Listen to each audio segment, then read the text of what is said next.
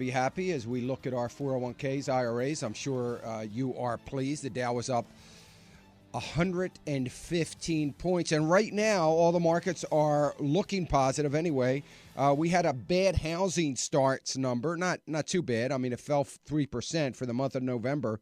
Housing starts fell 3% for the month of November.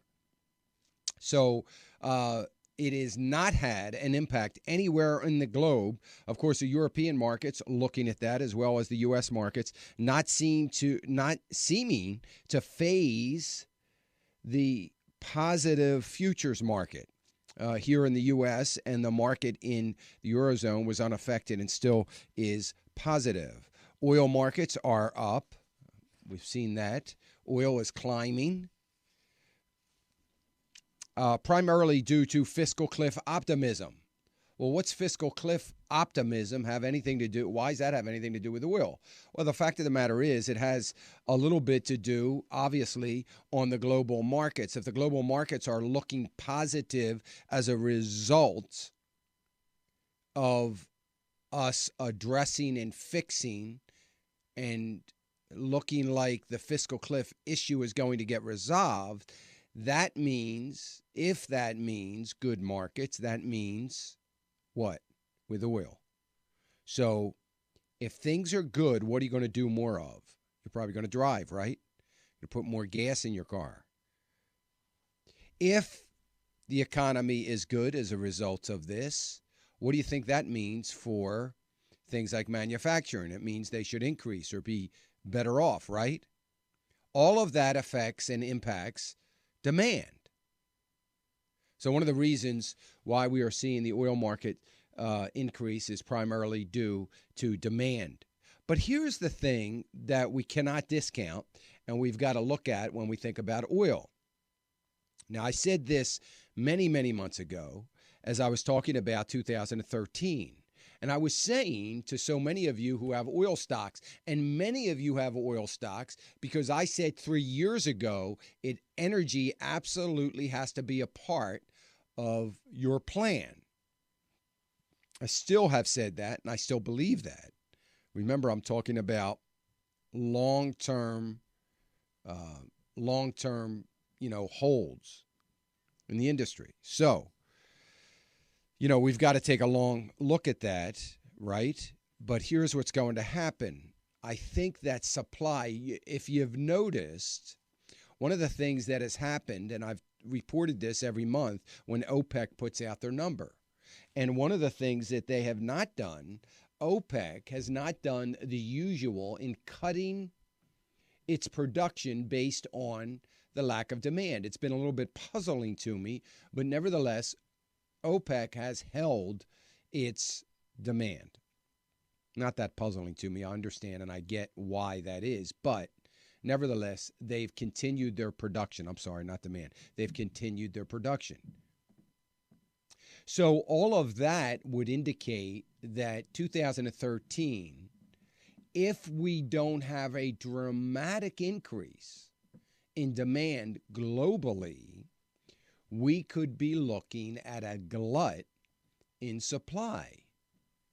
If it gets to the point where we have a glut in supply, refining capacity running at somewhat normal levels, we could see oil take a dramatic dip downward into the $60, $65 a barrel range.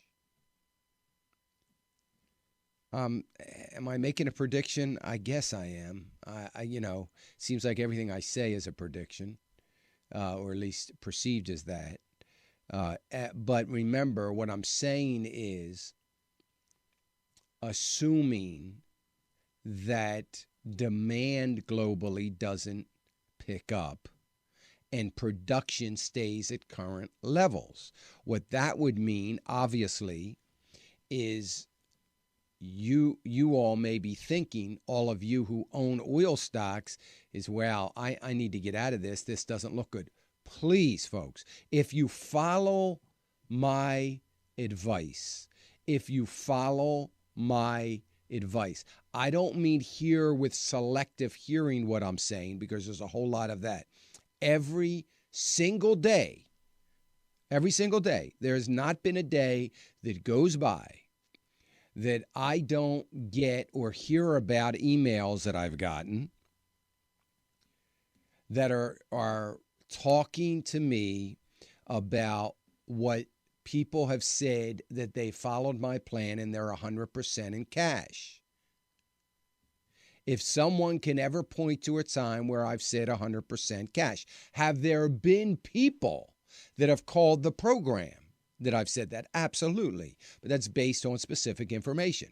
So somebody has called me. They're 74 years old. They've got a significant amount in the markets. They're wondering what to do. And I am saying to them, get out of everything, sit tight in the money market account. I have said that, and I will continue to say that. But generally, even if you look at my asset allocation models on my website, if you're a partner with me, I don't have 100% cash. It's bad enough. And this goes against my grain as an investor, goes against my grain as an analyst, and it's not something I've ever thought I would do. If somebody would have said to me 5 years ago that you're probably going to be saying people should have 40 or 50% cash, I would have said you're out of your mind. I never would do that. I'm an investor. I believe in the markets. I believe we need to be in the markets. I never thought I'd be at this place. But I've also not said 100%, meaning you should have some in the markets, hedging the protection. The idea here is if I am truly worried, really worried, and believe that the odds are that we could see a down market more likely as opposed to an up market, then I want to have more cash than I have equities. Erring on the caution side, but still have some in the markets. If I believe it's much more likely that the market's going to be up, then I would err on the equity side and say, yeah, let's have a little bit more in stocks. Okay, so anyway, what I'm saying is if demand is picking up, going back to oil, and so many of you have oil stocks, and I want you to remember that all that I talk about with oil stocks is very long term, particularly in the large cap companies.